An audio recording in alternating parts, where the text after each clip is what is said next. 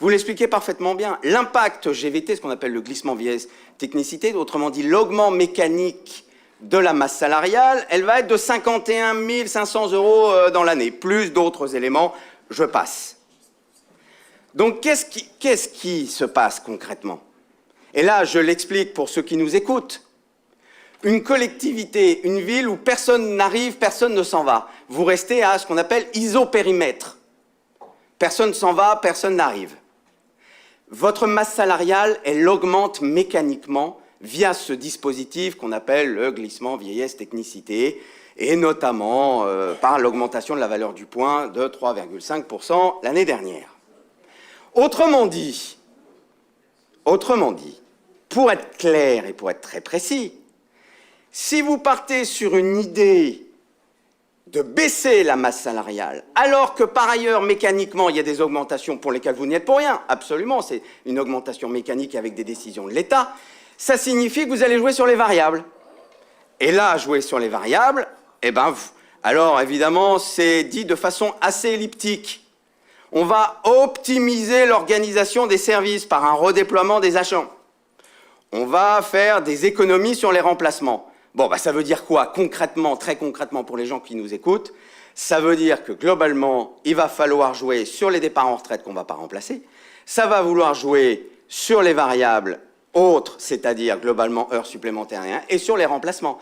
Et ça veut dire non-remplacement de départ de contractuels. C'est ça concrètement que ça veut dire. Alors, très bien, il faut bien faire des économies quelque part. Ok, mais il faut le dire clairement.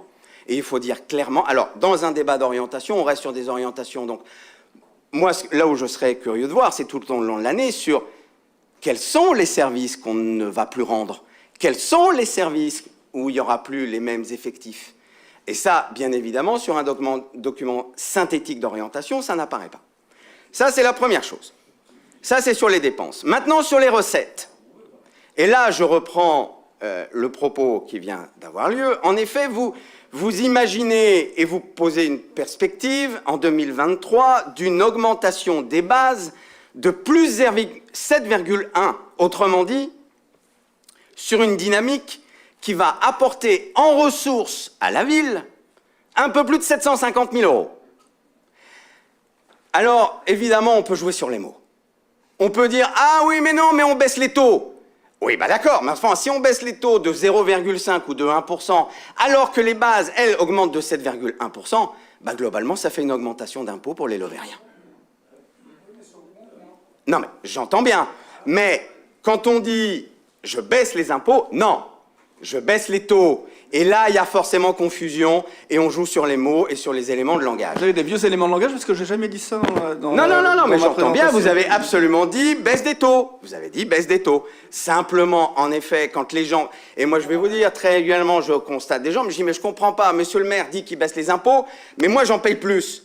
Eh bien, parce que les bases augmentent. Ah, bah oui, mais c'est pas lié à la ville. Oui, d'accord, c'est pas lié à la ville. Mais si les bases augmentent de 7%, si vous voulez baisser les impôts, il faut baisser les taux de 7%. Voilà, ce que vous ne ferez pas. En tout cas, ça n'apparaît pas dans le débat. Peut-être que vous le ferez, mais pour l'instant, ça n'apparaît pas.